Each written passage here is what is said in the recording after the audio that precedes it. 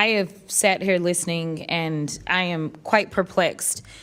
It does take me back to my legal days. And so when I think about a subpoena, one of the things that we normally look at when we are trying to determine whether or not contempt is going to be ushered into the conversation is whether or not there's been substantial compliance and what it means to actually look like you have substantially complied. It means that you're taking reasonable steps to follow a court order, that you're acting in good faith, and typically that serves as a defense.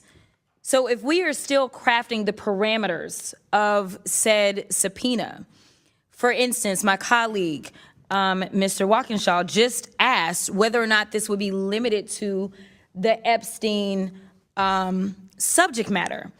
For me, if they responded at all, then there is some sort of compliance, which they did. They didn't just throw the bird. They didn't just say, forget it.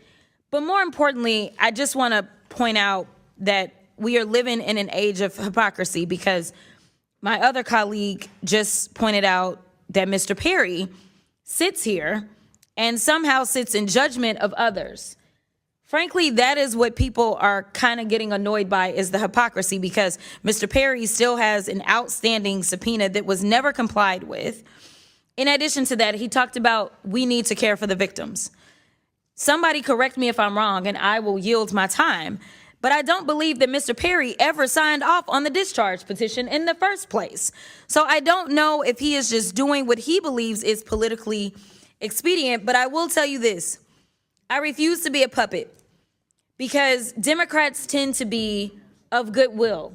We always want to do the right thing. We are always trying to follow the rules and follow the law. Unfortunately, we are living with an administration that does not care.